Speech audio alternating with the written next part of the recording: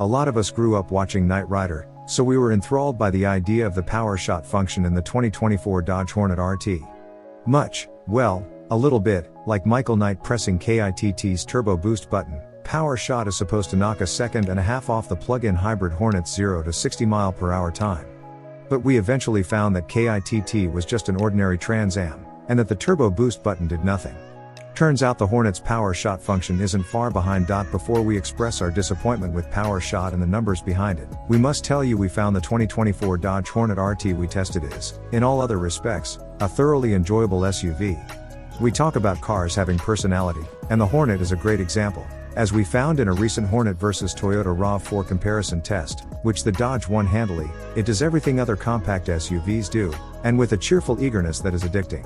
You can marry an accountant, or you can marry a pirate, both will bring good money home, but one is way more fun at parties. Let's get back to bellyaching about power shot. Dodge claims that with power shot engaged, the 2024 Hornet RT uncorks an extra 30 horsepower and sprints to 60 mph in 5.6 seconds, 1.5 seconds quicker than it does without it. For those who struggled with math the way we did, that means the UN shotted Hornet should get to 60 in 7.1 seconds. Okay, right. First, we mashed the pedal but didn't use power shot, and the Hornet RT made it to 60 in 6.0, 1/10 quicker than the less expensive, non-hybrid Hornet GT. Hey now. If power shot could shave a tick and a half off that time, that'd have the Hornet RT hybrid running with the pure electrics. Very, very promising, indeed.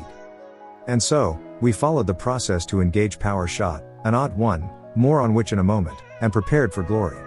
Power shot did indeed shorten the 0 to 60 run, to 5.6 seconds. The way we see it, even though that time is precisely what Dodge claims it should be, power shot is absolutely not worth 1.5 seconds. Now, 5.6 seconds to 60 is quick, and a 0.4 second improvement certainly isn't nothing. But it certainly isn't 1.5 seconds.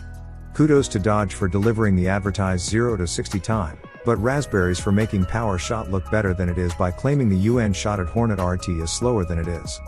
We found more reasons to dislike power shot, chief among them the way you engage it, by pulling both aluminum shift paddles toward you. As a regular Motor Trend reader, you know what pulling both paddles does in an Italian exotic supercar. It shifts the transmission to neutral, which is the opposite of making a car go faster. Not that we're implying Hornet buyers are cross-shopping Lamborghinis and Ferraris, but still, that's just fundamentally wrong in an Italian car, which the Hornet basically is, being essentially an Alfa Romeo Tonale with a change of clothes. Besides, corporate parent Stellantis is Italian, or at least it used to be before it became French, so the company ought to know better. Smaller but persistent annoyance, the shift paddles are anchored to the steering column, not the wheel, in proper Italian style. So good luck pulling both paddles and engaging power shot if you're doing any steering. This leads us to the biggest annoyance: you don't get that extra dose of power unless you engage power shot. If you merely go foot to the floor, you don't get the full power shot. We're not trying to hand you that old 1940s line power equals safety, but when trouble looms, you want as many options as possible, and sometimes jetting ahead is the best way. It seems silly that the 2024 Dodge Hornet RT can't give you all the jet it has unless you remember to pull those two paddles. Also, we found that just tugging the paddles didn't always engage power shot, and we're not sure what we did wrong.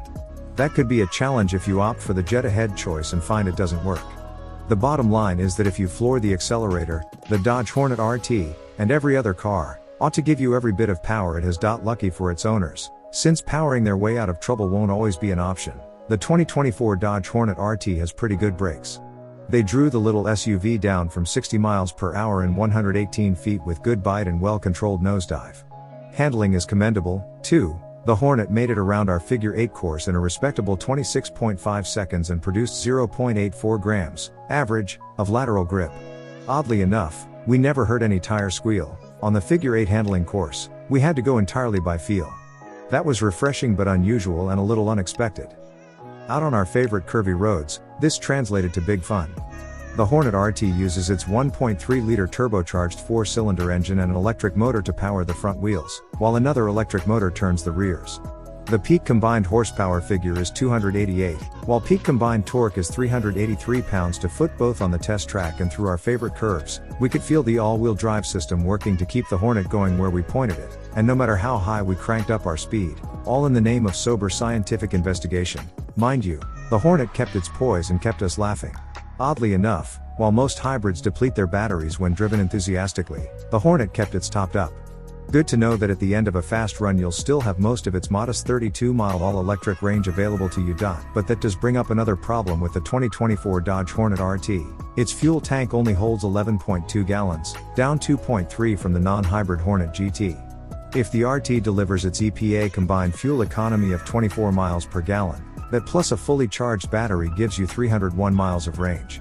In practice, going by the trip computer, and remember, we were driving the Hornet the way it wants to be driven, i.e., with gusto, you'll be lucky to get 250 miles out of a full battery and tank. But hey, there's still a gas station on every corner. The 2024 Dodge Hornet RT is a bit tight on interior dimensions compared to some of its rivals, though it still provides all the utility a family needs. The price, more than $54,000 as tested, seems rather high for a small SUV, and we'll remind you the Hornet GT delivers similar space and smiles for a lot less money, at the cost of lower fuel economy. We're not sure the RT model is worth the premium, especially with PowerShot not providing as much additional kick as advertised. But that's for you to decide. Our job is to report the numbers and careen through the curves on your behalf. Now, if you'll excuse us, we believe Knight Industries has another job for the Hornet RT in us. Let's just hope we don't need to turbo boost our way out of trouble. We have come to the end of the video. Don't forget to like the video and subscribe to our channel to help us.